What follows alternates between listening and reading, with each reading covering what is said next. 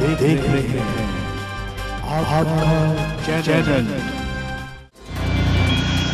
नमस्कार, स्वागत है आपका ऐसी न्यूज़ में। और अभी हम लाइव हुए हैं कृष्णगढ़ के बस स्टैंड से और यहाँ पर जानेंगे, एक 78 वर्षीय बुजुर्ग हैं, उनसे बातचीत करेंगे और जानेंगे उनके समय में और आज के समय में कितना अंतर हो चुका है और क्या क्या उन्होंने अपने टाइम में जो कठिनाई हैं उनका सामना किया है और आजकल के जो माहौल में वो रह रहे हैं तो किस तरह का परिवेश उनका है, इसके बारे में बातचीत करेंगे इनसे। नमस्कार जी, सबसे पहले तो मुझे आप अपना नाम बताएंगे। आत्माराम शर्मा। आत्माराम जी, आपकी उम्र कितनी है? 78 वर्ष। हाँ जी। 78 वर्ष हो गए। जब आपका समय रहा होगा, जब आप अपनी जवानी में रहे होंगे या स्कूल वगैरह जाते होंगे, तो उस समय की कुछ बात बताइए हमारे को कि किस तरह का माहौल होता था और किस तरह का जीवन आप लोग जीते थे। ऐसा है, स्कूल जब हम जाते थे तो कभी कच्चे में चले जाते थे, नंगे पाँव से चले जाते थे, गरीबी हालत थी। तो इसी प्रकार से जो है, जब मैं 8th क्लास में गया तब मैंने फर्स्ट चांस में जो है पैंट डाली थी, जिसको बार बार मैं ढूंढता देखता था भी मैंने पैंट डाली है। इतनी गरीबी हुआ करती थी। हाँ जी। तो आजकल जब आप देखते हैं कि माहौल बदल चुका है और काफी समय यानी कि 78 वर्ष हो चुके हैं आपके जीवन काल में, आपने 78 सावन देख लिए हैं, तो आजकल के जो परिवेश को देखते हैं उसमें क्या अंतर नजर आता है आपको? दिन रात का। दिन रात का मतलब थोड़ा सा बखान करेंगे आप? जैसे जो हमारा भाई बंधु का भाईचारा चलता था वो आज नहीं रहा। इसके अतिरिक्त कुछ और बताएंगे, क्या कुछ बदल चुका है समय के अनुसार? क्या लगता है आपको, क्या क्या बदला है? इसमें तकरीबन बहुत कुछ बदल गया है जो कि हमारे समय में नहीं था। बच्चों के लिए जो आज़ादी है वो नहीं थी और जो ये लड़कियां इत्यादि जो है पैरों डाल रही है वो हमारे समय में नहीं होता था। आपके समय में नहीं होता था? आपके समय में क्या पहरावा होता था, लड़कियों के लिए या लड़कों के लिए? लड़कों के लिए कमीज पजामा, लड़कियों के लिए सलवार कमीज, ये होता था। आत्माराम जी, आजकल हम देख रहे हैं कि बच्चे बिल्कुल निर्जीव से हैं, उनमें जान नहीं है। जो आपके दशक के लोग हैं उनमें काफ़ी जान है और बुजुर्ग काफ़ी उम्र जीकर अपनी जीवन यात्रा को करते हैं, तो उसमें किस तरह का अंतर आया है? मतलब किस चीज़ को लेकर वो है कि आजकल लोगों में, बच्चों में जान नहीं है और पुराने लोगों में हट्टे कट्टे हैं और वो जानदार हैं? ऐसा है जी भाई, हमारे समय में ना कोई डालडा होता था, कोई चीज़ नहीं होती थी। हम देसी घी दही के साथ खाना खाते थे, हैं जी। आज ये बच्चे जो है इस विषय में जानते नहीं, घराट का आटा खाते थे, हैं। अब मशीनों का जड़ा हुआ आटा सारे बच्चों में जान कहाँ से होनी?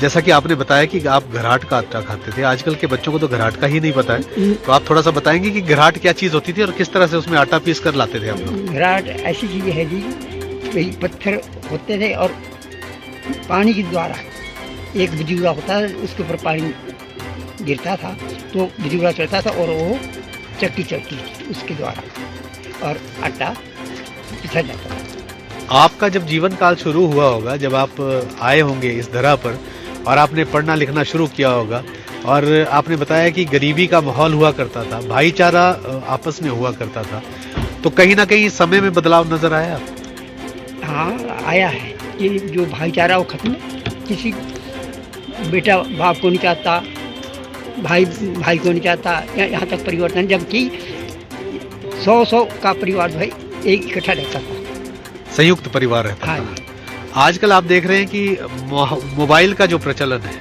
बच्चों में जो माहौल है मोबाइल चलाने का, वो ज्यादा बढ़ चुका है। आपके समय में कभी कुछ ऐसा होता था? नहीं होता था। आपके समय में दिन व्यतीत कैसे करते थे बच्चे, यानी कि जिस तरह से बच्चे होते थे? भाई हमारे बुजुर्ग जो है कभी शाम को जो है कीर्तन करना, कभी जो है भाई गांव के सारा भाईचारा इकट्ठा होना, उन्होंने डांस करना, ऐसे जो है व्यतीत। बच्चों में खेल कूद की क्या प्रक्रिया रहती थी उस समय? उस पर एक कबड्डी होती थी, वही जिसको बड़ी कबड्डी बोलते थे, बस। उसके अलावा कोई खेल या गोली इत्यादि। अच्छा, कंचे वगैरह खेलते हाँ। थे। आजकल के बच्चों को तो शायद ये पता भी नहीं। तो क्या बोलना चाहेंगे, क्योंकि आजकल बच्चों में हरिष्टता नहीं है, पुष्ट नहीं है बच्चे, तो उनको कोई संदेश देना चाहेंगे कि किस तरह के खेल खेलने चाहिए, मोबाइल को यूज करना चाहिए कि नहीं करना चाहिए, इसके बारे में क्या? मोबाइल को तो यूज को करना ही नहीं चाहिए। नंबर 2 बात ऐसी है कबड्डी खेल लो, कंचे खेलो, जिससे गुल्ली डंडा होता था उसको भी खेलते थे हैं। उससे क्या है भी आदान प्रदान प्यार जो है हमारा बना रहेगा। और गांव में किस तरह का माहौल होता था भाईचारे का, थोड़ा सा ये भी बताइए मुझे कि किस तरह से लोग इकट्ठे होते थे और बातचीत कैसे होती थी। आजकल के परिवेश में तो बातचीत नहीं हो पाती है। ऐसा है जी, भी हमारे जो बुजुर्ग थे वो तम्बाकू इत्यादि का इस्तेमाल करते थे, तो सब जो है शाम को आने और तम्बाकू भी पीना और अपना माहौल जो है बातचीत भी जो है कोई भी ये काम वो खुद आपस में समाधान करते थे। तो उस समय का जमाना अच्छा था कि आजकल का जमाना? वो अच्छा जमाना अच्छा था। वो जमाना अच्छा था। हाँ। आजकल के जमाने में क्या कमी नजर आती है? कमी ये है भी आदान प्रदान ही नहीं है, अपने परिवार के साथ ही नहीं है, हैं जी। जब ये नहीं होगा तो दूसरा कहाँ कामयाबी कर सकता है। जी, बहुत अच्छी बात आपने बताई